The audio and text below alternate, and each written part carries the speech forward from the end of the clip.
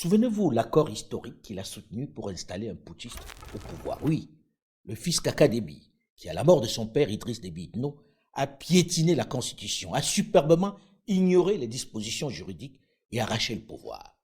Les donneurs de leçons d'aujourd'hui sont allés l'installer sans gêne, avec tous les égards sur son fauteuil, au mépris des textes constitutionnels dont on se dit les grands défenseurs aujourd'hui. Voici comment le président Mohamed Bazoum expliquait le soutien de la France et de ses pairs de la sous-région au hold-up du fils Déby.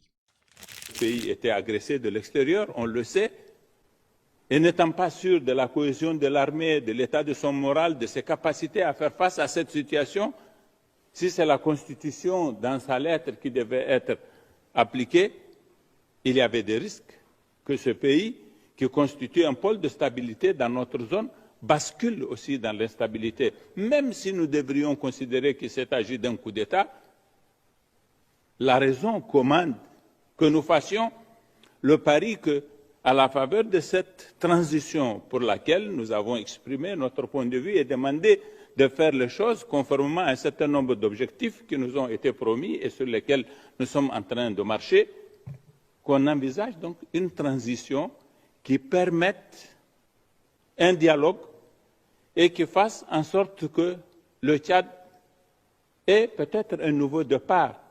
C'est le pari que nous avons fait pour la stabilité de notre région. Nous aurions pu être très à l'aise pour dire que c'est un coup d'État, nous le condamnons, et après, qui va faire face aux colonnes des rebelles? Et si elles venaient jusqu'à N'Djamena et qu'il y a une guerre civile, quels vont en être les résultats? Qui va appliquer la Constitution en ce moment? Quelle est la modalité de l'application de la Constitution? C'est autant de questions complexes que nous nous sommes posées et qui ont présidé à notre décision de dire on fait le pari avec les militaires et c'est le travail de suivi que fait l'Union africaine aujourd'hui. Tout y est dit, non? Ne pensez-vous pas qu'il faille faire le même pari avec les militaires qui l'ont renversé à Niamey et procéder ensuite au suivi? Ne pensez-vous pas que pendant que ça tergiverse, les mêmes colonnes de rebelles peuvent arriver à Niamey, puisque ces tergiversations leur offrent un énorme boulevard pour prendre le pays qui était déjà menacé au moment même où cette armée était en action? La solution ne sort-elle pas finalement de la bouche du concerné, à moins qu'il y ait d'autres raisons non avouées qui empêchent d'actionner cette option diplomatique?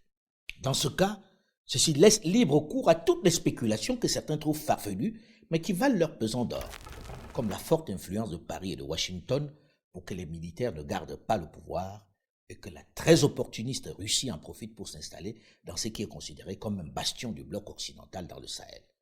Ça serait l'humiliation suprême. Les Occidentaux ne peuvent pas se permettre d'avoir une sorte d'humiliation sur le Niger. Parce qu'il ne faut pas se leurrer, si les putschistes prennent et gagnent cette manche, qu'est-ce qui va se passer?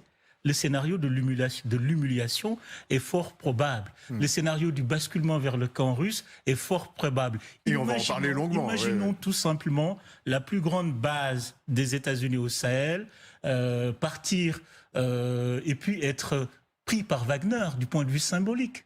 Est-ce que les États-Unis peuvent accepter ça? Je ne pense pas. Nous ne voulons pas d'une guerre des autres dans nos territoires. On en a assez. En fait, le soutien indéfectible à Bazoum ne se justifie que par la peur de voir la région basculer dans le camp russe. Il n'est qu'un élément du dispositif qui a sauté. Les guerres d'influence, nous en sommes fatigués. Et nous vous prions de vous occuper de vos affaires chez vous, s'il vous plaît.